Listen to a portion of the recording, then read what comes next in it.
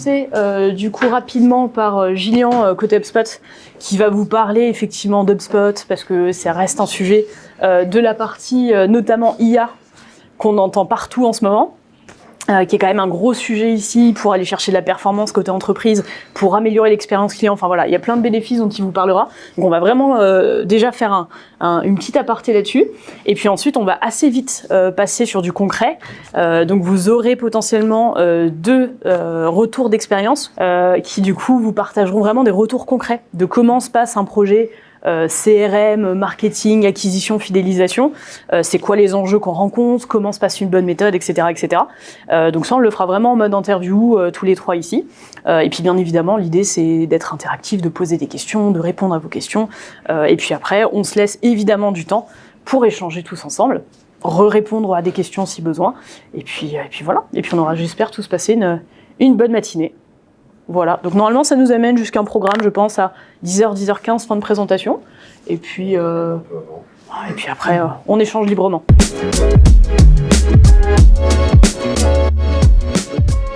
Oui, effectivement, moi je viens vous parler un peu d'HubSpot, mais surtout de la vision IA. On ne peut pas le louper depuis fin 2023, la release de ChatGPT. Ça fait partie de nos comportements du quotidien. Avant cela, je vais peut-être me présenter. Donc moi, je m'appelle Gillian. Ça fait 3 ans que je suis chez HubSpot, mais presque 10 ans déjà dans l'écosystème. J'étais un peu à la place de Mélanie avant, puisque j'étais intégrateur aussi. Mon rôle, c'est revenu marketing. Donc au sein de l'équipe marketing France, je suis celui qui est le plus proche des commerciaux. Donc évidemment, là je vous parle d'IA, mais si vous avez des questions sur marketing, sur les questions d'alignement, vente et marketing, faut pas hésiter à venir me les poser après. Et je vais surtout démarrer pour vous avec une question, c'est de savoir si dans la semaine, je vais vous demander de lever la main si vous avez utilisé de l'IA dans vos tâches du quotidien. Oui, donc là la révolution est en marche, comme dirait l'autre. Maintenant, je vais vous demander de garder la main en l'air si vous pensez avoir utilisé l'IA au maximum de son potentiel dans vos tâches du quotidien. Allez-y, levez la main, il n'y a pas de... Ah non. Non, ben voilà. C'est ça qui est un peu fascinant avec ce paradoxe, c'est qu'aujourd'hui, on est face à une bascule historique. L'intelligence artificielle, pendant longtemps, c'était une promesse, un buzzword. On en entendait parler, mais on ne le voyait pas vraiment. Aujourd'hui, elle est là. Elle change, elle modifie en profondeur la façon dont on crée, dont on diffuse, dont on optimise nos activités. Mais le constat est le suivant, c'est on l'utilise tous sans vraiment aller en profondeur et on ne fait que rester à la surface. Et ça, c'est notre CTO qui le dit. Les êtres humains utilisent moins de 10% de la capacité de leur cerveau, mais encore moins de 10% de la capacité de l'IA. Le paradoxe est assez fascinant, parce qu'aujourd'hui, c'est vrai que la plupart des gens utilisent l'IA pour des tâches répétitives, c'est-à-dire qu'on va l'utiliser pour rédiger un email, revoir un titre, corriger un texte, alors qu'en réalité, on a accès à des outils qui sont d'une puissance assez inouïe, qui peuvent nous permettre d'analyser des millions de données en quelques secondes, de personnaliser du message à l'échelle individuelle, et même de parfois prédire des comportements d'achat. Donc c'est un peu dommage de l'utiliser que comme un outil, un assistant de rédaction. Alors qu'on pourrait, et on devrait finalement, laisser beaucoup plus de place à l'itération, à l'expérimentation, à l'innovation. Donc c'est bien beau d'établir ce constat, mais pourquoi ? Pourquoi aujourd'hui on n'utilise pas l'IA ? Parce que notre IA, elle manque cruellement de contexte. Et une IA sans contexte, pour utiliser une image, c'est comme si je mettais un moteur à réaction sur une trottinette. C'est-à-dire qu'elle va démarrer très très vite et puis au bout de 20 mètres, tout va exploser. Donc dans la réalité, ça fait que votre outil de prospection ignore les insights de votre outil de service client. L'outil de création ne connaît pas la réalité de votre donnée. Et puis on est là à jongler entre des outils brillants, mais sans vraiment savoir, sans savoir où aller. Et personne n'a une vision d'ensemble. Nous, chez HubSpot, on a choisi une voie un peu différente. Notre conviction, c'est que l'IA la plus puissante, c'est pas celle qui va vous permettre de faire le plus de choses, c'est celle qui comprend le mieux votre contexte. On utilise donc on va essayer d'unifier au sein de la plateforme le contexte sur vos équipes, sur vos clients, votre business, et en faire la fondation de tout ce qui va suivre derrière. On va essayer de rendre chaque action plus intelligente, que ce soit d'ailleurs l'IA ou un être humain qui agit. Puisque notre vision aussi, elle implique un autre pan, c'est de dire que les humains mènent et l'IA accélère. Et c'est très important. C'est très important pour tout ce que je vais vous montrer après. Mais effectivement, les humains mènent, l'IA accélère, et donc là, on ouvre la porte à de la collaboration et à la création d'équipes hybrides. Pourquoi des équipes hybrides ? On a partagé récemment les résultats d'une étude de la Harvard Business School qui a été réalisée pour Procter & Gamble, vous savez, le grand groupe FMCG. Cette étude s'est penchée sur ce qui se passe quand on fait de l'IA un membre de l'équipe et pas juste un outil. Alors là, vous avez un petit graphe avec les standards de qualité des résultats obtenus au sein de ce projet. Donc évidemment, une équipe sans IA, alors déjà, première surprise, c'est qu'un individu avec l'IA va être plus puissant en termes de livraison finale qu'une équipe sans IA. Mais ce qui était très intéressant dans cette étude, c'est que les meilleurs résultats ont été observés du côté des équipes qui utilisaient l'IA.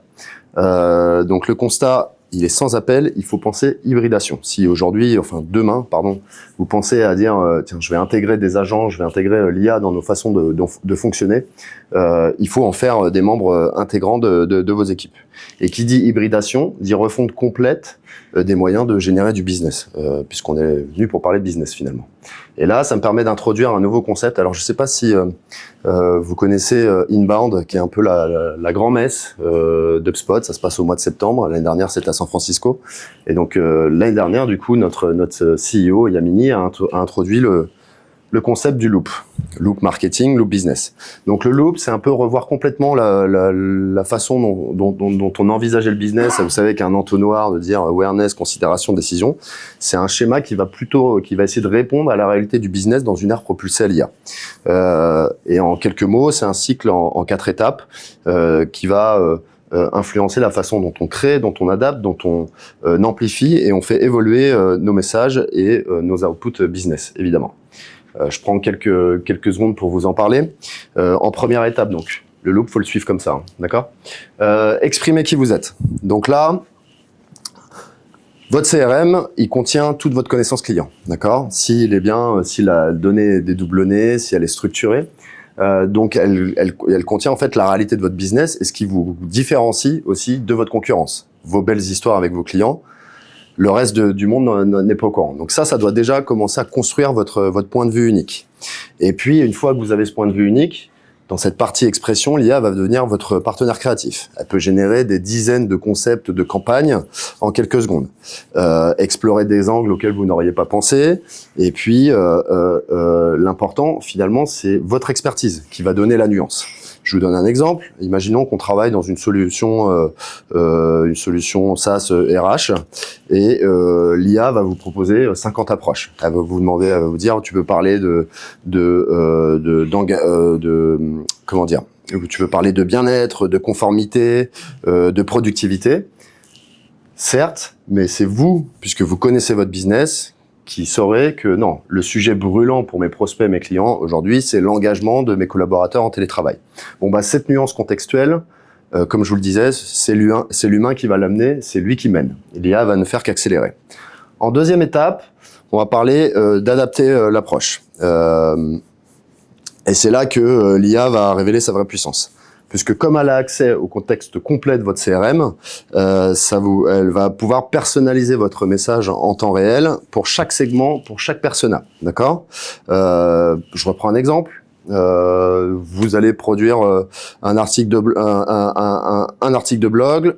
Et cet article de blog va avoir directement 3 versions. Une version dirigeant qui va être très orientée ROI pour un CEO, par exemple.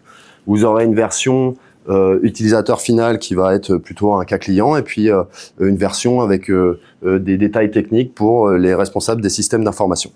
Voilà. Un fond, 3 résonances différentes, c'est ça l'adaptation du message. Ensuite, on va parler d'amplification. Donc là, je pourrais vous parler des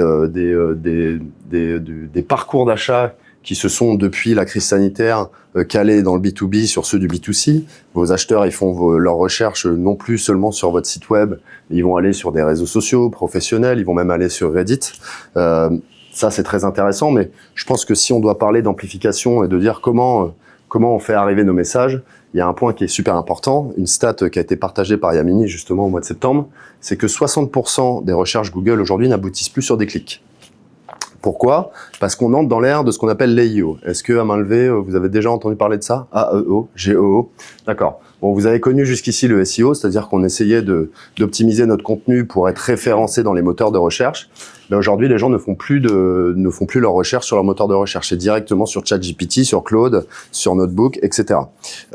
Donc, ça implique de modifier complètement notre approche de contenu pour être compris, entendu, pour que les moteurs de recherche IA analysent et pour qu'elles puissent nous offrir de la visibilité. En gros, faire de l'AEO, c'est devenir la référence qui va être poussée par ChatGPT. Quand quelqu'un cherchait sur Google un CRM pour une entreprise pour 50 utilisateurs, disons, aujourd'hui, il va plutôt faire un prompt dans ChatGPT en disant « Recommande-moi un CRM pour une entreprise avec 50 utilisateurs pour un budget de temps par mois. » Voilà, l'AEO, c'est réussir à vous positionner dans la réponse qui va être proposée par ChatGPT. Et c'est très important sur la question de l'amplification. Je crois qu'on a notre speaker qui arrive. C'est génial. Bon, j'enchaîne. Et puis enfin, l'évolution. Voilà.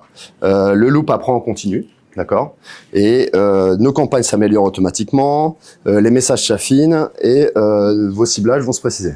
Donc voilà, toujours pour vous dire que l'IA optimise et vous orientez. C'est hyper important. Je vous montre un petit peu l'AEO, ce que ça donne dans l'outil. Donc voilà, vous allez renseigner votre ICP, vos services. Elle va vous proposer des sujets pour vous dire tiens, il faut que tu parles de ça, il faut que tu parles de ça. Ce qui va vous donner déjà des recommandations pour potentiellement écrire du contenu, que ce soit un article de blog par exemple. Vous pouvez appliquer ces recommandations et derrière, elle va vous donner un score de sentiments et de voir comment vous êtes positionné par rapport à votre concurrence sur le même genre de requête dans l'IA générative. Ça, c'est un produit qui était en bêta, qui passe en produit pour tous nos utilisateurs à partir du printemps. Voilà. Donc moi, je vous ai parlé de contexte plus action. Je vous ai dit qu'il fallait démarrer, quand ça ouvrait la porte à la construction d'équipes hybrides, qu'il y a un nouveau playbook. Maintenant, c'est bien beau de dire tout ça, mais comment on construit une équipe hybride? Bon, la première étape, c'est simple, c'est la fondation. Comme je vous le disais, le contexte avant tout, c'est toutes vos données, toutes vos interactions, tous vos contenus dans un contexte unifié. C'est ce qui va donner à votre IA la puissance dont elle a besoin pour justement adapter vos messages, faire évoluer votre business et unifier, finalement, aligner vos équipes aussi sur la connaissance de la clientèle. Ensuite, renforcer vos équipes. Vous passez beaucoup de temps à trouver les meilleurs collaborateurs et les meilleures collaboratrices, des gens très talentueux. Et à ces gens-là, il faut leur mettre en face d'eux des outils puissants qui vont les aider à exceller dans ce qu'ils font de mieux, d'accord? Puisque c'est eux qui mènent et l'IA qui accélère. Je vais le répéter plusieurs fois.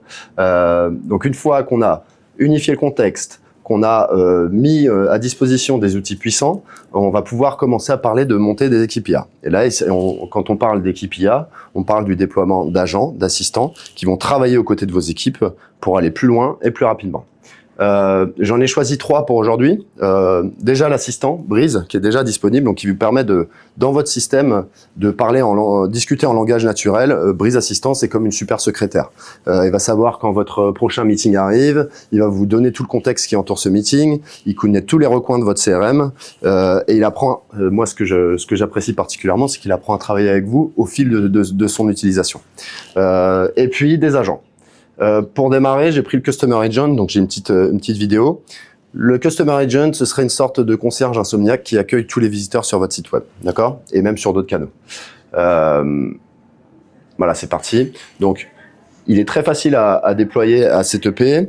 Il va donc répondre à différents cas d'usage. Donc, c'est à vous de le setuper. Voilà, j'ai des questions. Et il va pouvoir, en fait, prendre toutes les requêtes qui arrivent sur le chat de votre site web, ce qui peut permettre de qualifier ce qui est le cas d'usage qu'on est en train de voir et renvoyer vers un commercial.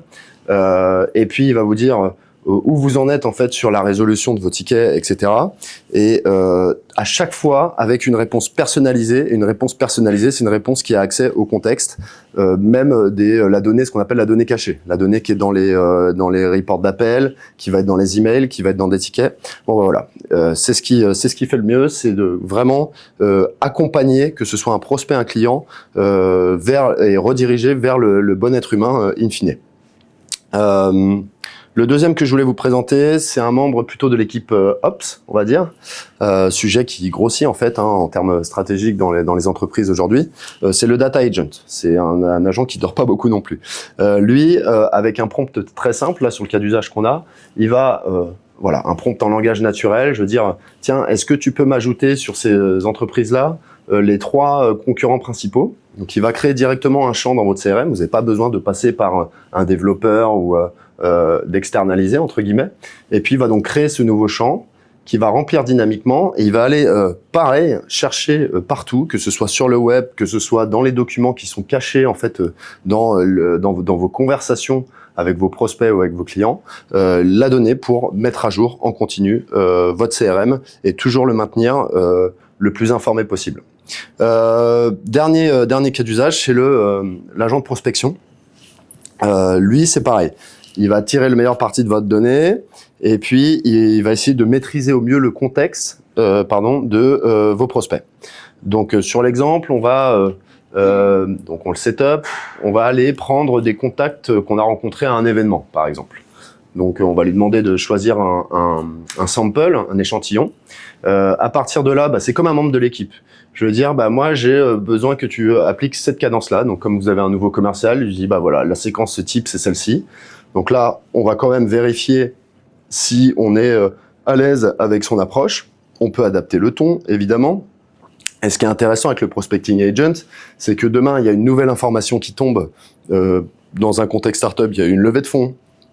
Il y a un nouveau directeur marketing qui vient de rentrer dans l'entreprise, quoi que ce soit. Le prospecting agent, il est au courant, il va toujours adapter son approche. Vous pouvez le déployer en automatique ou en semi-automatique, mais voilà, ça va permettre à vos commerciaux d'éviter de passer du temps à passer des appels à froid qui ne fonctionnent pas, et plutôt de récolter directement des meetings et des conversations qui sont engagées. Voilà. Moi, ce que je préfère dans cette histoire d'agents et d'IA, c'est que tout ça, ça rend nos utilisateurs plus humains. En automatisant les tâches répétitives, pour laisser du temps à la stratégie, à la créativité et surtout au contact authentique avec les clients. C'est pas anodin qu'aujourd'hui on se rencontre sur le terrain, entre guillemets. HubSpot ne faisait pas d'événements comme ça. On s'est rendu compte que finalement, en déployant de l'IA, on dégageait beaucoup plus de temps et qu'on aurait beaucoup plus d'impact à rencontrer dans la vraie vie nos interlocuteurs. Et moi, je vais pouvoir amorcer ma conclusion avec cette question. C'était de vous dire, dans cette transformation aujourd'hui, comment vous souhaitez vous positionner? Est-ce que vous voulez rester en retrait et dire, je vais attendre de voir ce qui se passe? Il est peut-être encore un peu tôt pour déployer tout ça et modifier mon business. Est-ce que vous voulez continuer à utiliser l'IA comme un assistant de rédaction, ce qui était le point d'introduction, ou est-ce que vous voulez dès à présent commencer à construire en fait des équipes hybrides pour être plus créatif, plus stratégique et plus impactant que jamais. Voilà, chez HubSpot, nous, notre vision elle est simple mais chargée de sens. C'est vous et la puissance de l'IA. Donc c'est pas vous remplacé par l'IA, c'est vraiment vous démultiplié par l'IA. J'imagine que vous connaissez le test de Turing, ça vous parle? Test de Turing, je fais un petit rappel pour les gens qui connaissent pas. Dans les années 50, le test de Turing, c'est-à-dire on positionnait un être humain, puis d'un côté, il allait discuter avec un vrai humain sans les voir, et une machine qui allait imiter le comportement de l'humain. Justement, nous, chez HubSpot, on ne cherche pas à créer une IA qui va vous imiter, mais on va chercher à créer une IA qui va vous libérer, qui va gérer le répétitif, pour vous aider à vous concentrer sur le remarquable. Et c'est ce qui fait notre singularité en tant qu'être humain. Votre compréhension, votre créativité, votre affinité, ça, l'IA ne pourra pas l'avoir. Et moi, je trouve ça assez génial parce que plus l'IA va s'améliorer, finalement, plus on pourra être nous-mêmes et être humain. Et ça, c'est ce qu'on fait encore de mieux. Voilà, je m'arrête ici. Je vous remercie et puis pour votre attention. Et puis, on va passer à la table ronde avec Mélanie. Je fais quand même quelques mots sur Copernic. L'idée, c'est pas de parler de nous aujourd'hui, hein, c'est pas tellement le sujet. Je vous présente quand même pour ceux qui ne nous connaissent pas, si tant est que ce soit encore le cas. Copernic, nous, on existe depuis plus de 10 ans. On a implémenté à date plus de 1000 projets, uniquement des projets d'ailleurs HubSpot, que ce soit des projets marketing, des projets sales, des projets service client. Le rôle en fait de Copernic, c'est surtout avant tout un rôle de conseil et de compréhension de vos outils métiers, enfin de vos besoins métiers pour adapter l'outil. L'idée, c'est pas de tordre vos processus par rapport à l'outil, c'est plutôt d'adapter l'outil à ce que vous avez vraiment besoin au quotidien et à ce que vos équipes ont besoin au quotidien. Donc nous, notre rôle, ça va être vraiment de challenger votre stratégie, de challenger votre quotidien, de s'intégrer à vos problématiques business et d'essayer de comprendre comment on peut améliorer vos processus, comment on peut améliorer l'adoption, comment on peut améliorer le quotidien et vos performances en vous mettant à disposition un outil qui vous serve. Gillian a évoqué plein d'agents, enfin quelques agents, mais il y a énormément d'agents IA. HubSpot sort, alors j'ai même plus le chiffre, mais facilement une trentaine de nouvelles fonctionnalités tous les jours. Ça ne veut pas dire que toutes ces fonctionnalités-là, elles sont nécessaires à votre business, elles sont profitables à vos équipes et elles sont profitables à vos performances et à votre stratégie actuelle. Donc le rôle ici de Copernic, ça va être surtout de comprendre l'écosystème dans lequel vous évoluez et vous recommander finalement les meilleures fonctionnalités, outils, implémentations, setup adaptés à vos besoins. Donc c'est vraiment ça l'ADN de Copernic, si je dois nous résumer. On est un des plus gros partenaires HubSpot, on est un des premiers partenaires en France. Là aussi, c'est intéressant parce qu'encore une fois, je pense que ce qui fait la différence d'un partenaire, c'est son expérience. Et c'est pour ça d'ailleurs qu'on organise cet événement. Parce que pour nous, l'idée, c'est surtout de se dire que on apprend de chaque entreprise et ce qu'on apprend de chaque entreprise nous permet à aider aussi une autre entreprise. Et parfois même, on adore faire ce qu'on fait aujourd'hui, c'est-à-dire créer des collectifs en fait entre nos clients pour créer aussi de la synergie et aller plus vite sur des sujets et de l'apprentissage. Donc voilà un peu sur qui on est, sur ce qu'on fait et comment on le fait. Je vais très vite du coup aller sur la partie cas concret. Peut-être laisser chaque personne se présenter. Qui commence l'introduction? Parce que je pense que c'est important que chacun comprenne un peu ce que vous faites. Bonjour à tous, du coup moi c'est Noémie Thierry, je suis responsable marketing au parc animalier de Sainte-Croix. Nous on est monté du coup sur HubSpot il y a un peu plus d'un an, dans mes souvenirs. Pour ceux qui connaissent pas le parc animalier, donc on est un parc avec des animaux mais aussi des hébergements. On est surtout un endroit où on parle à toutes les cibles. On a autant du coup en fait des visiteurs à la journée, des hébergés, mais aussi toute la partie B2B, avec notamment la montée en puissance nous de la partie séminaire depuis 2-3 ans qui a pris beaucoup d'ampleur ces dernières années. On va avoir aussi des scolaires, des CSE. Tout ça est regroupé au sein de la même entreprise et donc il y avait notamment des difficultés aussi à comment on communique à toutes ces cibles avec des logiciels aussi différents. Voilà pour la partie. Qui connaît pas le parc de Sainte-Croix ici? Personne, hein? Ouais, bah voilà. Bon, donc du coup, on a quand même présenté. Ah, grosse erreur. Voilà, il faudra venir du coup. C'est à 1 heure de Nancy si on prend pas les TER. Ouais. Donc, voilà, parce que sinon c'est la seule. C'est beaucoup plus long. Ouais. Non, et ce qui va être intéressant, je pense, dans ton retour ici, c'est que vous avez quand même une spécificité, c'est que vos personas, enfin vos cibles, elles sont très très variées et l'expérience que vous pouvez proposer à vos cibles, elle est aussi très variée. C'est-à-dire qu'une personne, un client potentiel pour vous, il peut être père de famille, amener ses enfants au parc, il peut être responsable du CSE, organiser des événements, il peut vouloir une autre expérience parce que, je sais pas, il est photographe passionné, il veut vouloir, je sais pas moi, des expériences plutôt liées au brand du cerf, etc. Donc vous, il y a vraiment un vrai sujet, c'est ça qui va être intéressant de répondre à une variété d'expériences et de cas d'usage qui sont assez impressionnants, quoi. Oui, et qui sont du coup tous reliés entre elles. Quelqu'un qui vient en famille peut venir après en séminaire ou vice-versa. Ouais. Et il y a vraiment ces différents liens à faire entre toutes les cibles. Ok, bon, on en parlera de ça juste après alors. À ton tour. Bonjour à tous, je m'appelle Sébastien Muller, je suis le directeur général adjoint d'une société qui s'appelle Acreos. Alors moi, l'inverse, je pense que personne ne connaît. J'ai pas osé demander le lever de main là. Acreos, c'est une société basée à Metz qui existe maintenant depuis une quinzaine d'années. Nous développons, fabriquons et concevons des simulateurs de conduite. Alors ce que vous connaissez tous, c'est finalement le modèle de la Formule 1 ou de l'aviation. Puis nous le répliquons sur des milieux comme l'auto-école, comme l'agriculture, la construction, le portuaire.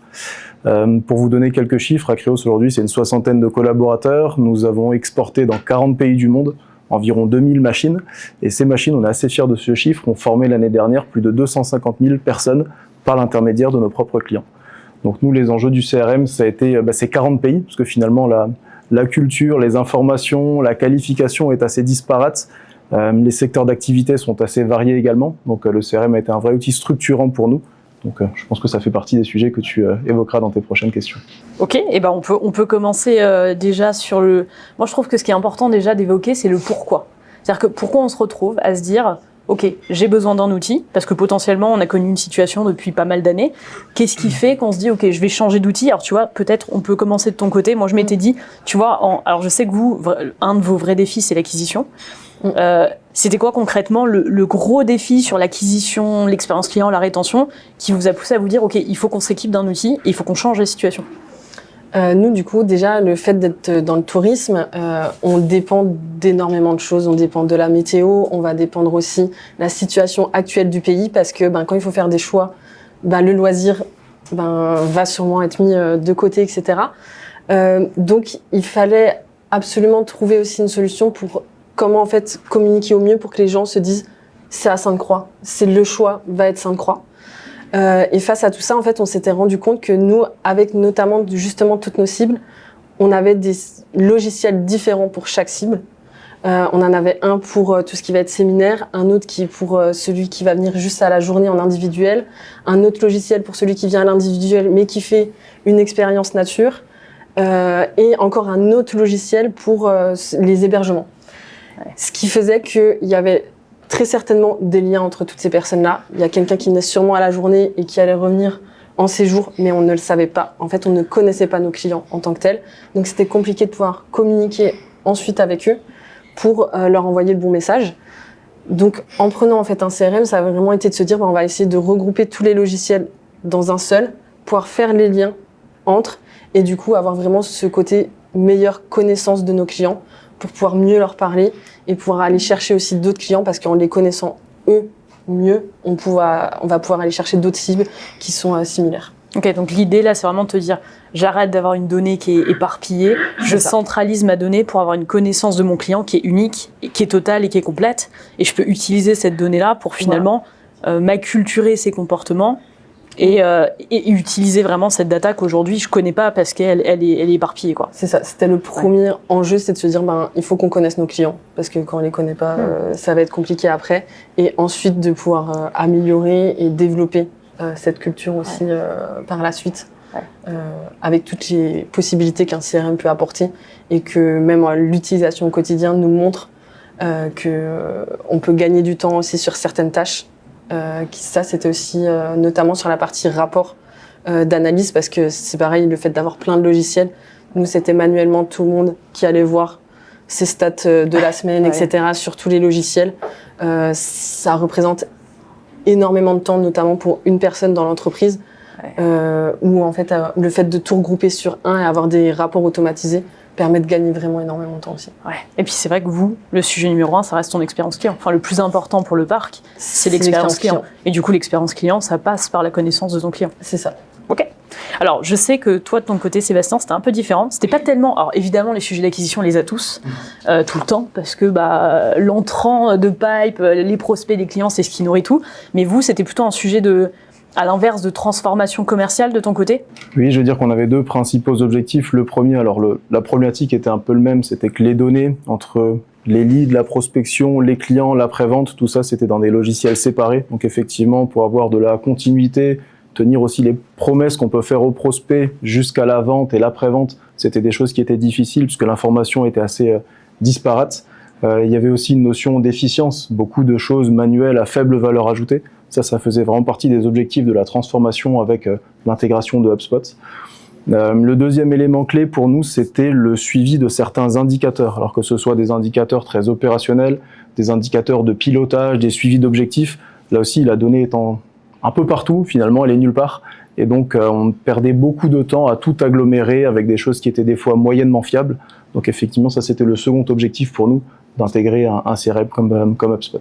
Ouais, donc finalement, oui, vous allez avoir finalement des métiers totalement opposés. On a toujours cette problématique de j'ai ma donnée qui est éparse, Exactement. j'ai ma donnée que je maîtrise pas, que je contrôle pas, et du coup, je me retrouve à devoir la chercher un peu à droite à gauche et je perds pas mal de temps. C'est exactement ça. Ok, bon, rassurez-vous, je pense qu'il y en a aussi où vous êtes un peu dans ce cas de figure-là. Vous voyez, c'est pas très inquiétant visiblement.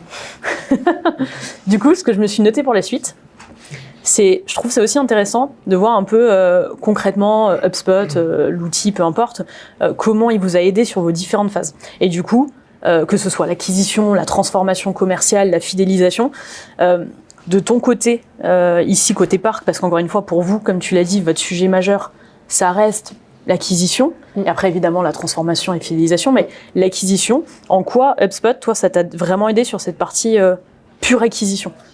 Parce que vous avez déjà une stratégie qui était quand même assez intensive. Oui, alors déjà, ça a permis le gain de temps. Ouais. Premièrement, de gagner beaucoup de temps avec, en fait, notamment aussi tout ce qui va être les emails aussi automatisés, qui partent aussi, même on va en salon, on a pu mettre en place les workflows pour que directement les emails soient envoyés, et du coup, on voit qu'il y a des vraies répercussions derrière avec des vraies ventes, parce qu'on a réussi à bien cibler leurs besoins, et qu'avant, c'est des choses que par manque de temps, on faisait pas non plus. Ouais. Donc il y a vraiment cette partie-là. Il y a quand même aussi, en fait, on s'est rendu compte que oui, le principal objectif de base, c'était l'acquisition, mais que entre-temps, quand on a mis aussi le CRM en place, la conjoncture du pays a changé, et du coup, on avait aussi un vrai besoin de fidéliser nos clients actuels. Donc en fait, on est vraiment sur cette phase, même en ce moment, d'avoir ces deux grosses parties. Sur la fidélisation, c'est surtout sur cette partie-là, en premier lieu, où on a vu la vraie différence. Parce qu'on a pu aussi analyser, de voir les retours des gens qui reviennent plusieurs fois, etc. Directement en fait via le CRM. Donc sur la fidélisation, je trouve qu'on le voit tout de suite. L'acquisition, obligatoirement, l'acquisition d'un nouveau client prend plus de temps. Mais le fait, en fait, d'avoir pu, donc, surtout sur la partie marketing, centraliser nos données et vraiment envoyer le bon message. Je trouve que c'est vraiment là-dessus, en priorité, que on a vu la démarche, parce que on n'essaye pas, du coup, d'envoyer 150 emails à une personne qui n'en a rien à faire, en fait. Si c'est pas quelqu'un qui a une famille, moi je suis juste en couple et je reçois un email me dire venez avec vos enfants, ça ne m'intéresse pas. Ouais, donc là-dessus, sur cette partie-là, on voit en tout cas concrètement que ça fonctionne. Ça prend encore un petit peu de temps, mais parce que s'il y a eu des changements au niveau de l'équipe, etc., la mise en place d'un CRM a amené aussi des changements au niveau de l'entreprise. Ça amène toujours des changements structurels. Ouais. Voilà, donc sur cette partie acquisition, et encore nous, en tout cas en cours au parc, mais sur la fidélisation, c'est flagrant. Ouais, et je me souviens qu'on avait fait tout un sujet comme ça où vous catégorisiez carrément la fidélisation d'un client, et de se dire, alors je sais plus les termes exacts, mais est-ce qu'il est silver, premium, gold, oui. Comment je l'amène sur un step suivant pour en faire vraiment un client presque, pas addict, mais vraiment plus que fidèle au parc, où en fait ça devient presque une habitude de consommation naturelle que d'être client au parc. C'est ça, et en fait la mise en place aussi du CRM nous a permis de remarquer aussi déjà que aussi quelqu'un qui va venir en lodge ou qui va venir à la journée, on n'a pas le même taux de fidélisation. On est sur des hébergements qui sont quand même très chers. Donc du coup, quelqu'un qui va venir 2 fois ou 3 fois en hébergement, ça n'a pas pour nous la même répercussion que quelqu'un qui vient juste à la visite à la journée 3 fois, quoi. Donc ça a pu faire ces catégories aussi, finalement, de personnes, de se dire, en fait, on n'a pas les mêmes clients aussi. C'est pas les mêmes cibles, donc on ne va pas chercher aux mêmes endroits aussi. On a très peu de gens sur nos hébergements qui viennent de la région, en tant que tel, vraiment proches. Ça, c'est quelque chose que, oui, on pouvait voir via nos logiciels, mais c'était pas aussi visible que là, ce qu'on remarque avec le CRM, de se dire, ok, du coup, là, c'est vraiment des cibles qui sont très différentes en tant que telles. Et le fait d'avoir pu catégoriser nous a permis de mettre aussi en place, au niveau du parc, un programme aussi un petit peu de fidélité, pour les gens. Ceux qui viennent en hébergement, ils ont des cadeaux supplémentaires à partir de temps de séjour et tout ça. Et ça se ressent du coup dans nos questionnaires satisfaction. Ah, donc ça t'a aussi donné accès à une data que tu n'avais pas forcément à l'époque, qui t'a permis, ou pas facilement, qui t'a permis du coup de repasser plus facilement sur un programme plus précis. En soi, on avait accès, mais juste par manque de temps, parce que il faut choisir ses combats et quand est-ce qu'on regarde quelles données. Et du coup, c'est des choses qu'on regardait pas spécialement que là, entre guillemets, en 2 clics. On peut le voir visuellement et du coup nous aider après sur la stratégie. Et en tant aussi que moi, au niveau marketing, c'était la partie commerciale qui faisait les stats. Donc, on regarde pas les mêmes infos non plus en même temps. Et donc là, le fait que tout le monde puisse utiliser le même logiciel et avoir les accès, en fait, chacun peut regarder de manière beaucoup plus simple qu'avant. Ok. Les logiciels. Écoute, c'est assez intéressant. Alors, il y a un point, du coup, sur lequel tu vas pouvoir nous aider. C'est que là, on parle aussi beaucoup d'acquisition, de fidélisation. Mais bon, il y a une étape au milieu. C'est entre l'acquisition et la fidélisation, faut transformer. Exactement. Donc forcément, côté parc, une fois que le job est fait, les gens sont conquis, ils passent la porte et tout se joue. Toi, en revanche, quand tu as un lead qui arrive, j'ai envie de dire, là, tout commence. Et toi, un de tes vrais sujets, c'est la transformation. Et du coup, à ce niveau, comment HubSpot, ça a aidé tes équipes sur cette notion de transformation? Je veux dire déjà par rapport au lead entrant, effectivement, c'est un exemple qui peut paraître simple et basique, mais il y a encore quelques temps, quand un lead entrait chez nous, il y avait un temps de saisie, on allait chercher le site internet, on allait chercher des informations. Tout ça aujourd'hui fait que le site internet est connecté directement à HubSpot, le formulaire est saisi et donc tout arrive directement dans le CRM, renseigné chez le bon commercial. Donc sur des choses aussi simples et basiques que celles-ci, pas toujours besoin de chercher des choses compliquées, il y a un gain et un retour sur investissement qui est assez immédiat.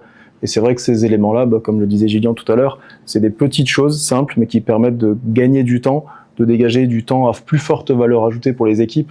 Et donc ça fait partie aussi des choses sur lesquelles on voit assez vite la puissance d'un outil sur des éléments aussi simples que celui-ci. Et je pense que, si je peux donner un autre exemple, nous, on a des cycles de vente qui sont très différents.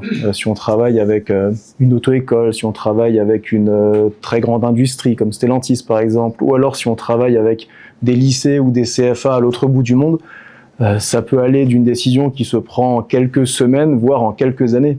On a des clients qu'on travaille pendant 4, 5, 6 ans. On a un contrat cadre avec le ministère de l'Intérieur pour équiper les écoles du génie en France. Les premiers contacts étaient noués il y a 6 ans. Donc imaginez la quantité d'informations qu'on brasse, le savoir qu'il faut conserver aussi dans les équipes avec le turnover, avec le temps qui passe. Et donc tout ça nous a permis de construire ou de solidifier un vrai cycle de vente de manière très pertinente. Je donnais un petit exemple aux équipes quand on a mis en place le CRM. Il y avait 2 types de commerciaux chez nous. Il y avait celui qui avait tous ses post-it. On arrivait sur le bureau le matin, il y avait des choses à faire de partout. La to-do list, penser à relancer, à rappeler tel client. Puis il y a celui qui avait tout dans la tête. Je dis, l'objectif, c'est que ça n'existe plus demain, que tout soit dans le CRM pour que vous ayez vous-même facilement accès à la donnée sans devoir avoir cette charge mentale, cognitive, qui fait qu'on doit penser en permanence à tout. Ça a été 2 éléments que je peux donner en exemple assez structurants sur le CRM et qui sont très vite visibles et perceptibles aussi par les équipes. Ok, donc toi, tu as eu un gain plutôt opérationnel, tu disais, dans la rapidité de traitement, qui est quand même un élément important, dans le gain, bien évidemment, de temps pour ta préparation, etc. Pour toi, en tant que manager, du coup, une sorte de maîtrise de ta donnée qui était aujourd'hui un peu disparate, sur lequel tu n'avais pas de contrôle et qui, on va pas se mentir, coûte cher. Exactement. En acquisition et coûte cher aussi en déperdition. Et sur la partie purement direction, sur la partie purement pilotage, tu as vu aussi des effets sur le sujet? Oui, ce système-là a permis aussi d'avoir un gain de temps sur le visuel global de notre pipeline commercial. À quelle étape ça se trouve, dans quel secteur d'activité, sur quel segment de marché. Un peu comme ce que tu évoquais, les données existaient avant, mais soit elles n'étaient pas construites par les bonnes équipes, soit elles n'étaient pas faites de la bonne façon. Il y a des choses très simples qui sont déployables dans HubSpot, des rapports, des tableaux de bord, qui en un coup d'œil nous permet de savoir l'état de santé d'une affaire. Il y a des outils aussi qui sont assez intéressants pour faire le lien avec la partie IA. Cet assistant, vous allez sur une fiche contact, vous allez sur une transaction. Moi, je ne suis pas personnellement toutes les transactions de tous les commerciaux, mais en un coup d'œil, je suis capable de savoir un rapide résumé de ce qui s'est passé, est-ce que les choses vont bien, est-ce qu'il y a besoin d'un petit coup de main pour intervenir. Ça aussi, c'est de la data stockée au bon endroit qui permet d'ailleurs d'être exploitée très vite et d'avoir des gains assez rapides sur la qualité de l'information et l'action nécessaire pour faire avancer certains sujets. Ouais, c'est vrai que quand tu es à la direction CEO ou directeur général, ou même DIRCO, c'est vrai que c'est très compliqué sur toute cette volumétrie de pipe. Bon, il y en a qui en ont plus ou moins, mais d'avoir une vision très prioritaire de effectivement là où tu dois agir et là où c'est en maîtrise. Et c'est vrai que ça, c'est un vrai sujet. Moi, perso, je suis aussi DIRCO. Je peux pas aller sur tous les sujets et moi je vais me dire ok, là j'ai un petit tag rouge qui me dit c'est à risque, ok, je vais aller voir, ok, pourquoi on me dit que c'est à risque, comme toi je vais utiliser l'agent et je vais vite comprendre que j'ai quelque chose dans le process où j'ai pas tout ce qu'il me faut et il y a des red flags. Et c'est vrai que ça, c'est quand même comme tu dis, une tranquillité d'esprit, je trouve aussi, c'est important. Et ça fait partie de notre quotidien. Alors toi, je sais que de ton côté c'est un peu différent parce que vous, la transformation, c'est B2B et B2C. On a beaucoup parlé du B2C, mais vous avez quand même un vrai sujet, comme tu disais, B2B sur les séminaires. Comment vous arrivez aujourd'hui à gérer un peu cette double relation dans un même CRM ? Parce que tu as et la transformation du B2C et la transformation du B2B. Oui, et on ne parle pas du tout au même moment et de la même manière en fait au B2B et au B2C. Donc le CRM, ça a vraiment permis aussi de pouvoir gérer à un seul et même endroit ces deux cibles au final, et de pouvoir aussi faire les liens aussi sur les périodes à laquelle un B2B va venir, de pouvoir aussi automatiser. En fait, nous, c'est surtout ça que le CRM a permis, c'est d'automatiser beaucoup de choses, notamment au niveau du B2B. On peut un peu plus automatiser des choses ça prend moins de temps, entre guillemets, actuellement chez nous, la partie B2B d'automatiser que la partie B2C, parce que nos segments sont un peu moins compliqués que sur le B2C, parce que le B2C, la segmentation est énorme à ce niveau-là.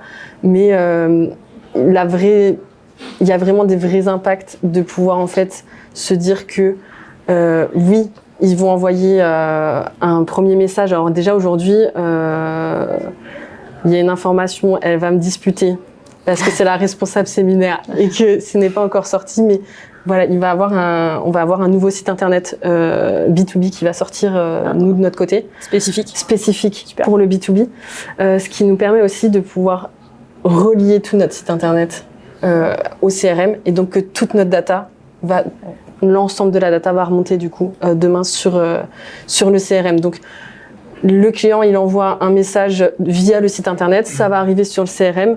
On peut aussi envoyer tout de suite un message en disant, notamment parce que on travaille pas spécialement, l'équipe ne travaille pas le week-end, envoyer par exemple un message en disant on prendra bien, voilà, votre message est bien arrivé, etc. On va vraiment reprendre contact avec vous. C'est nous sur la partie B2B, c'est vraiment la personnalisation, le contact direct qui est le plus important pour nous sur cette partie-là. C'est un contact privilégié quand on vient faire un séminaire. Ouais. Donc déjà de pouvoir envoyer ça. Après, c'est nos équipes terrain qui vont reprendre le lien. Pareil, du coup, comme la boîte mail est reliée directement en fait au CRM, ça permet à ce que nous, l'équipe marketing, on puisse par contre aussi un peu avoir ce suivi et de se dire, il y a telle personne, finalement, ça n'a pas amené à une acquisition.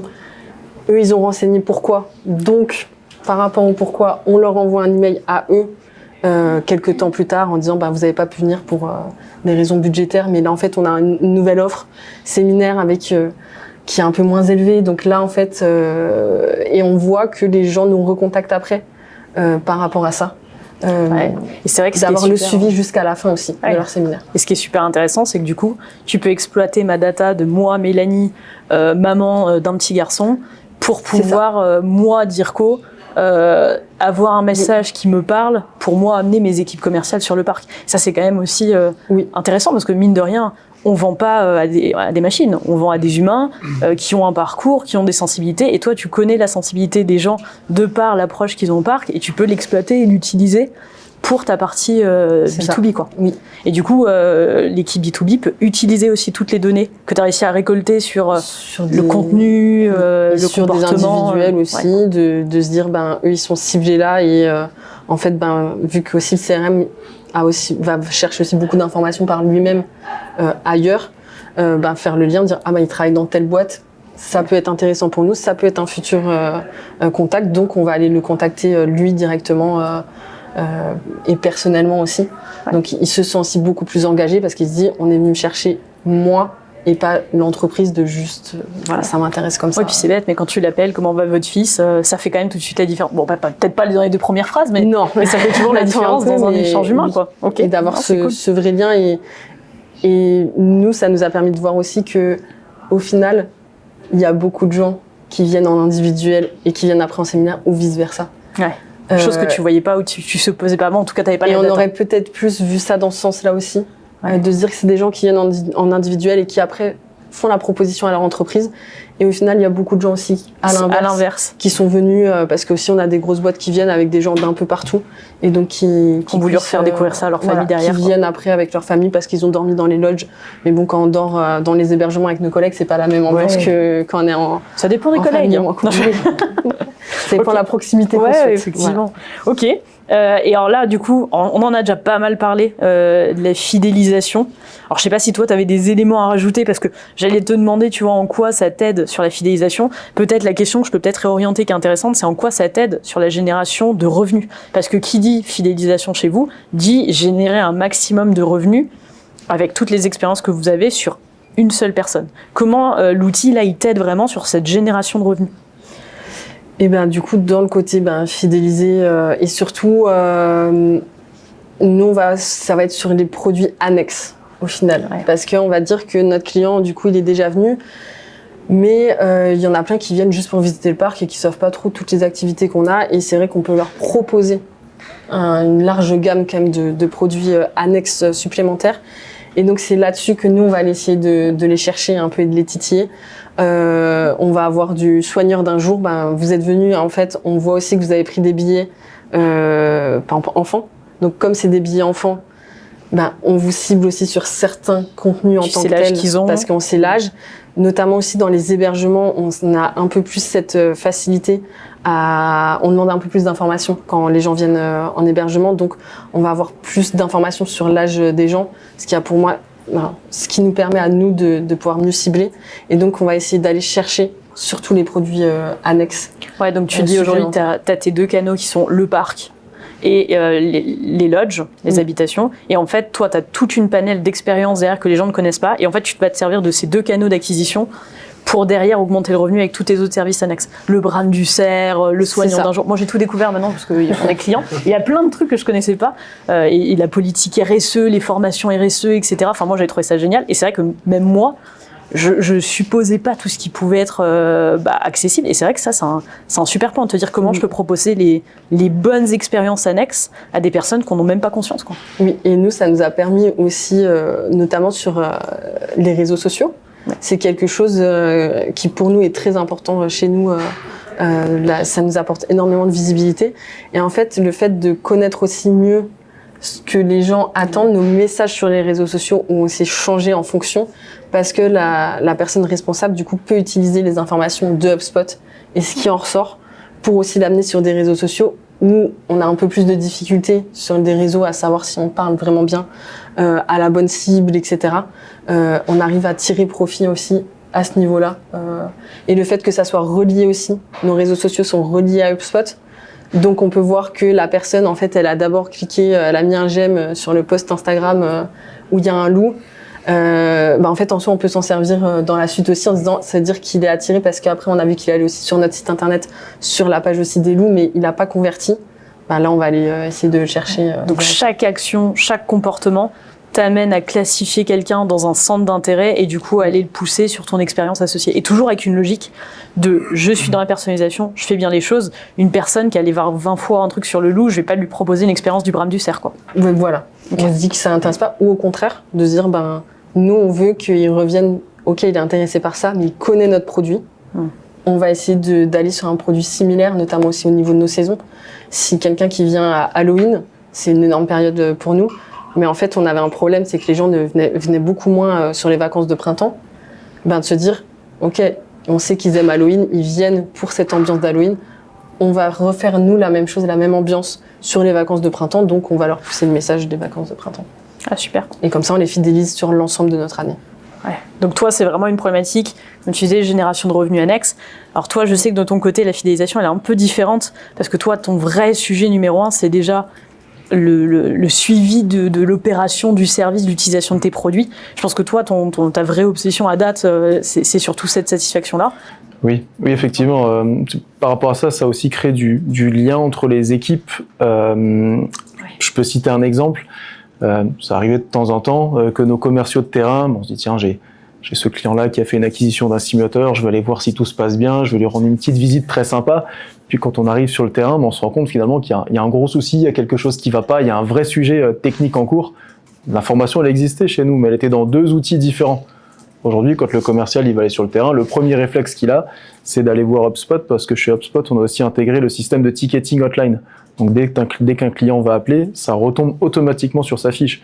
Et donc ça va dans les 2 sens. Le commercial peut savoir qu'il y a un souci, et à l'inverse, les équipes hotline qui vont peut-être découvrir des nouveaux clients peuvent là aussi accéder à tout l'historique de ce qui a été fait depuis le premier contact finalement avec ces personnes-là. Et donc c'est un suivi qui est important. Une fois de plus, ça a créé du lien entre les équipes sur ces sujets. Je pense que ça fait partie des choses qui sont importantes. Ouais, et puis t'es serein, c'est-à-dire que quand t'es commercial, tu vas voir ton client, tu sais qu'il y a un ticket en cours, t'es plutôt proactif. Exactement. Tu sais comment va se passer le rendez-vous, ça évite d'être un peu décontenancé. Fleur au fusil en se disant que tout va bien. Ouais. C'est sympa de venir, mais ma machine marche pas depuis 2 jours, je suis un peu fâché, t'arrives avec un vrai contexte, et c'est en tant que commercial, c'est un peu plus serein, quand t'arrives un peu plus serein. Donc toi, ton focus, c'était vraiment ça, c'est de se dire, j'ai un rapprochement entre mes commerciaux et mon service client.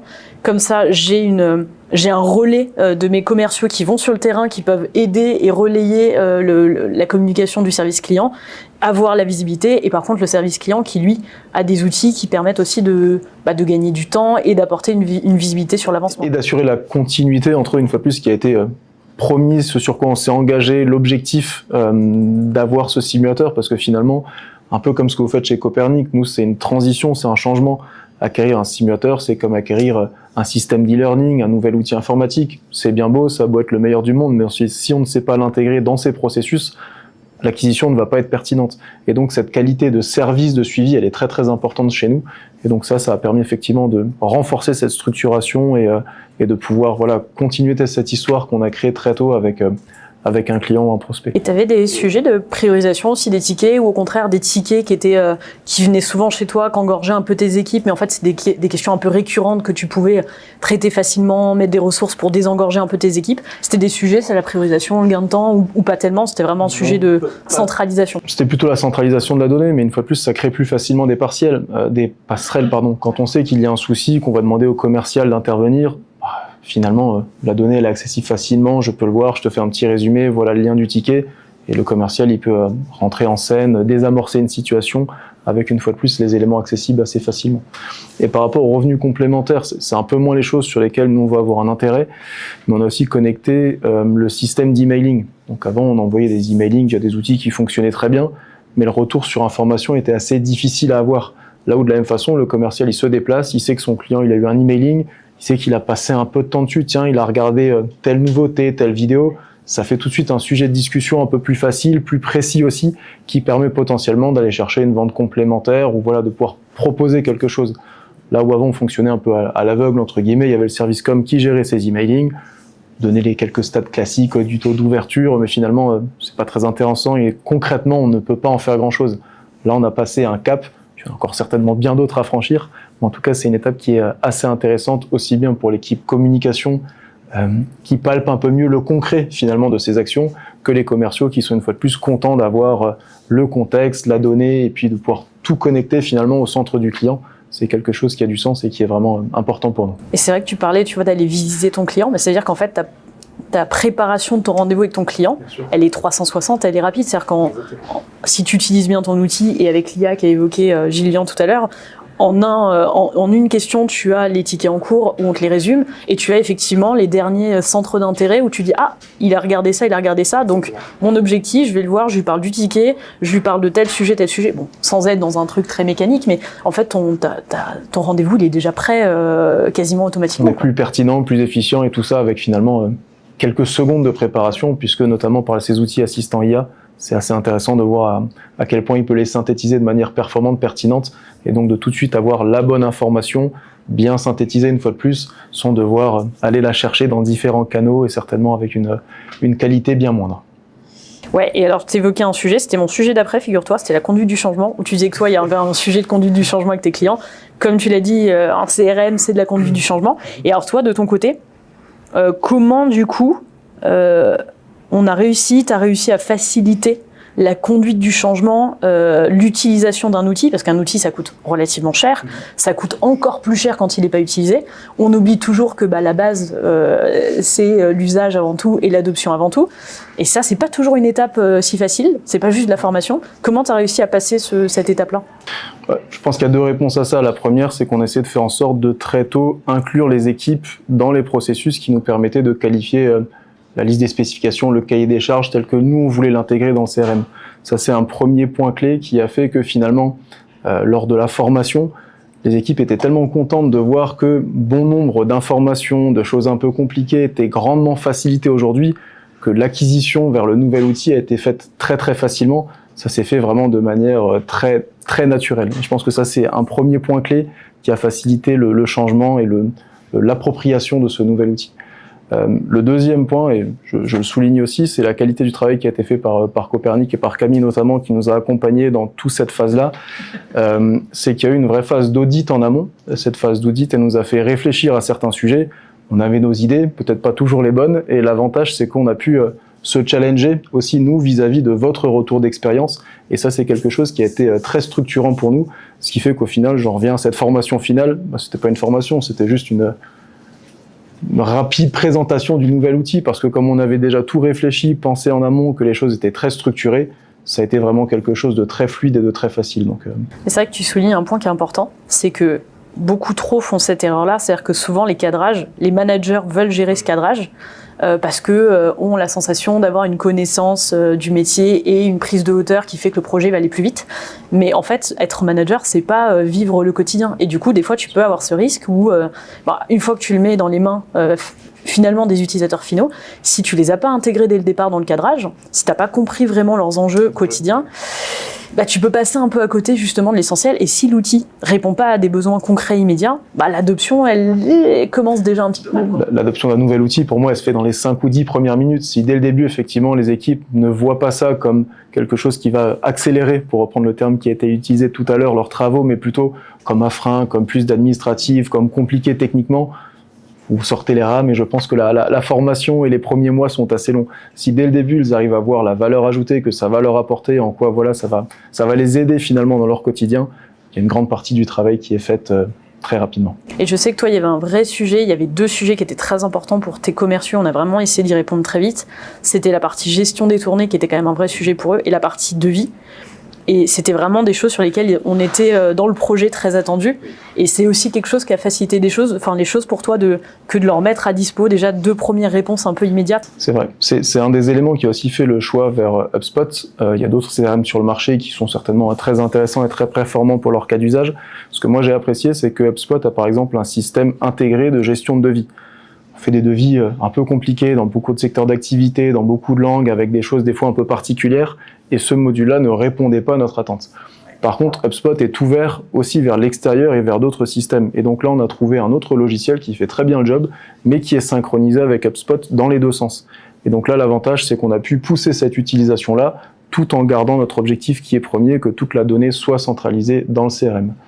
Et de la même façon, au niveau des tournées commerciales, donc on a des business développeurs qui, eux, voyagent un peu partout dans le monde et qui vont développer de nouveaux marchés.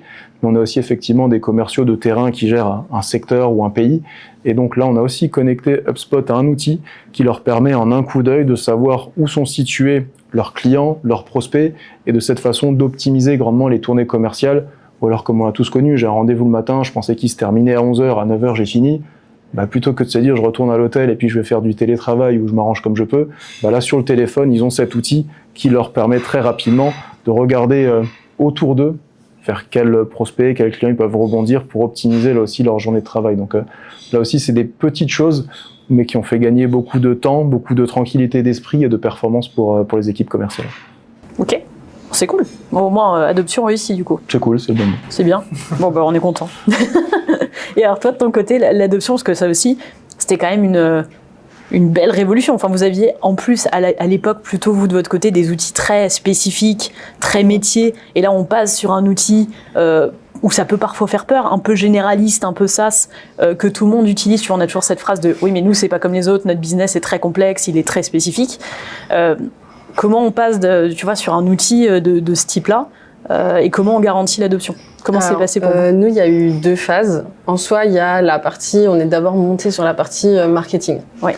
La partie marketing, elle s'est très très rapidement faite l'adoption tout de suite parce que déjà j'étais à l'origine aussi au cœur du projet, etc. Donc ça aide et on a aussi, il y a eu des transformations au niveau de l'équipe. On a recruté des nouvelles personnes. Donc vu que c'est des nouvelles personnes qui arrivent dans l'équipe, elles s'adaptent. Tu poses un process directement. Voilà. Dès qu'elles sont arrivées, ouais. Vous montez tout de suite sur HubSpot. Donc l'adoption c'est très très bien faite au niveau marketing. Là où il y a, alors l'adoption c'est quand même bien faite, mais où il y a plus de difficultés, c'est sur les autres équipes. Aujourd'hui, on est un peu plus de 80 salariés. Juste la partie marketing, commercial, on est 20 en tant que tel. Ouais. Ça peut monter avec les gens qui répondent au téléphone, etc. à plus de 30. Donc là, c'est plus compliqué de cerner chaque personne et que chaque personne se sente investie dans le projet. Parce que ça leur ramenait pour eux beaucoup de changements parce que ils ont des outils qu'ils utilisent depuis au quotidien et que je pense aussi le fait que ça soit de l'équipe market qui vienne un peu les déranger dans leur quotidien peut même si on a la chance d'avoir une équipe qui reste vraiment ouverte, ça c'est plutôt cool, mais c'est un peu plus long à mettre en place ce changement. Alors après du coup on fait des formations de manière régulière, pas trop longue, pour que chacun puisse comprendre en fait comment ça fonctionne. Nous, actuellement, s'il y a eu à un moment donné, parce qu'il y a aussi, on n'en a pas parlé, mais les API qu'on intègre sur HubSpot. Fameuse connexion. Voilà, qui sont un très gros sujet, notamment nous dans le tourisme, parce qu'on travaille avec Vivaticket, pour ceux qui connaissent, voilà. Où c'est très compliqué. Et en fait, il y a eu certains petits problèmes au niveau de l'API qui ont fait que quelqu'un qui annule, par exemple, juste un lodge, ça a des répercussions, en fait, sur nous, les workflows, tout ce qui est envoyé par la suite.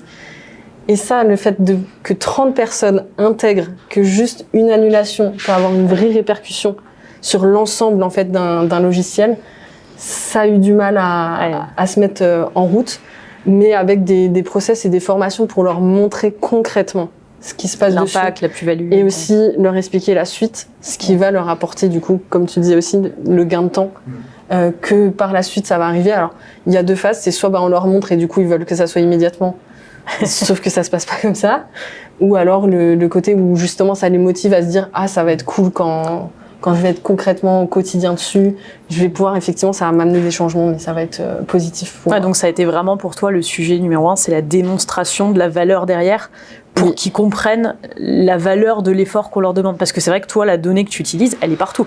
Je veux dire, même la personne qui encaisse au restaurant, il y a un intérêt pour toi de data. Et c'est sûr qu'une personne qui a toujours eu l'habitude de fonctionner de la même manière pour l'encaissement, qui est quand même une tâche simple et répétitive pour eux, de changer cette méthode-là sans voir ce qui se passe derrière, parce que je pense qu'ils ont même pas connaissance de l'impact que ça a sur toi, ça pose des sujets d'interdépendance qu'on n'imaginait même pas avant, en fait, qui d'ailleurs n'existaient parfois pas avant. Oui, et en fait, on était un parc qui, comme quand on dit un peu parc familial, dans une famille, on regarde pas trop ce que les autres font, etc. Tout le monde vit ensemble, mais personne ne regarde. Et du coup, il y avait un vrai problème de culture de la data au sein de l'entreprise. En plus de ça, on travaille avec des saisonniers. Et sauf que nos saisonniers, ce sont eux qui sont les premiers contacts au niveau data.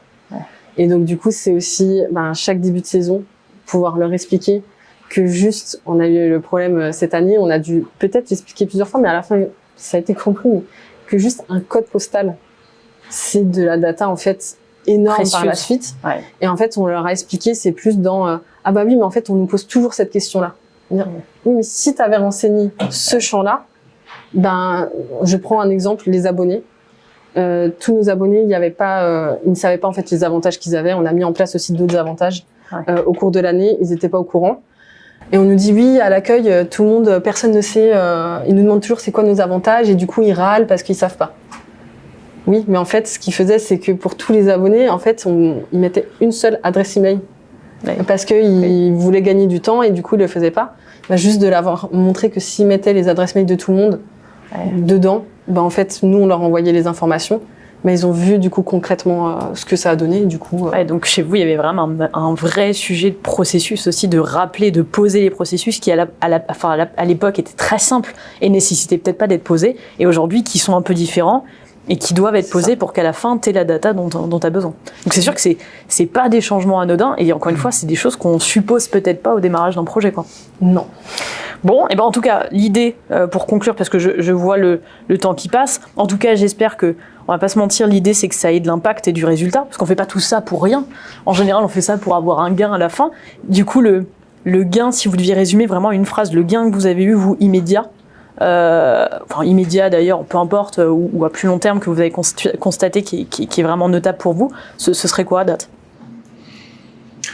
Pour moi, c'est le gain de temps et l'économie sur les choses à faible valeur ajoutée. Je pense que c'est vraiment quelque chose qu'on peut mesurer très vite. Je vous redonne un dernier exemple très concret. On a un budget salon qui peut être assez conséquent, alors que ce soit des salons en France ou à l'étranger. L'année dernière, on a fait un grand salon, un grand événement à Munich. On était entre 4 et 6 commerciaux sur le stand. Chacun ramenait une bonne 50aine, voire pour certains une centaine de cartes de visite par jour. Le salon a duré une semaine. Je vous laisse faire le calcul du nombre de cartes de visite qu'on récupérait à la fin de la semaine. Mais tout ça, c'était du temps de traitement administratif à faible valeur ajoutée pour le saisir dans le CRM. Aujourd'hui, vous échangez avec quelqu'un, il a sa carte de visite, vous la scannez, il peut même la garder, comme ça c'est écologique, et puis on évite le papier qui sert à rien. Tout est rentré dans le CRM, avec la synthèse vocale, vous faites un rapide résumé. Ça vous a pris 1 minute, là où avant, il en fallait peut-être 15 ou 20 pour chaque contact. Donc voilà, sur un élément aussi simple que ça fait que les équipes adhèrent au projet, parce qu'eux-mêmes, ils se disent rentrer au bureau, passer 3 jours à saisir des cartes de visite, c'est pas super sympa et c'est un peu pénible. Et puis derrière ça, on mesure réellement du gain de temps, voilà, une fois de plus, sur des actions aussi simples et basiques que celle-ci. De ton côté, alors ? Moi, il y a un chiffre qui pour nous est très parlant. Les emailing nous ont toujours permis de rapporter beaucoup d'argent au parc. On fait beaucoup de conversions avec juste un seul emailing. Mais le fait d'être monté sur HubSpot, on a fait x2. Là, sur l'année 2025, on a eu du coup une année complète sur HubSpot. On a fait x2 au niveau de notre chiffre d'affaires, au niveau des emailing. Donc juste les envois comme ça d'un petit email qu'on se dit juste qu'on... Ouais. Ça va pas avoir une répercussion. Ça a vraiment augmenté du coup notre part de chiffre d'affaires. Un peu de personnalisation, de l'adaptation de tes messages. Et la segmentation. On a beaucoup segmenté du coup en passant sur HubSpot, et ça nous a permis. Je trouve que le chiffre est du coup très parlant sur cette partie-là. Super. Bon, et c'est vrai que je pense qu'en clôture, avant peut-être qu'on ouvre les questions, c'est vrai que ce que j'aime bien aussi dans les retours, et je pense qu'il faut pas l'oublier, c'est que un projet de cette ampleur-là, c'est des étapes. C'est-à-dire qu'il y a un premier gain, il y aura un deuxième gain, il y a un troisième gain. Gillian nous parlait tout à l'heure de l'IA. Je pense pas qu'on aille tout de suite sur 1 milliard de sujets d'IA. Il y a une base qui doit être là, il y a une base qu'on doit prioriser, il y a un premier sprint, une première performance à améliorer, ensuite une deuxième, et ensuite une troisième. Et je trouve que ça, c'est vraiment quelque chose à garder en tête. C'est que c'est des étapes. C'est un escalier, on passe une étape, on passe une marche, on en gravit une autre. Et l'idée, c'est pas de vouloir directement aller au sommet, parce qu'en général, les équipes vont pas gripper, et ça paraît un chemin qui est énorme si on met directement un objectif lointain. Alors que là, de mettre en place des premières étapes, de se dire, bah voilà, moi, mon sujet 1, c'est segmentation, amélioration de mes performances de conversion sur les mails. Moi, mon premier sujet, c'est gain de temps de mes équipes. Ça permet de mettre en place des premières victoires, et ensuite d'aller chercher des victoires qui sont toujours un peu plus profondes et précises, quoi. Donc, merci pour ces retours. Peut-être une petite session questions-réponses, parce que je vois le temps qui file, qui court, mais je vous avais dit jusque 15, il est 19. Si vous voulez, on peut se faire une petite session de questions-réponses, si vous en avez. Quelqu'un en verbal ? Ouais, bah, comme vous voulez. Vous choisissez, on peut y aller. Qui a soif ? Moi, personnellement. Eh ben voilà, on peut se poser les questions si vous voulez autour d'un petit verre, alors, d'un café. Eh ben feu. Allons-y. Merci à vous.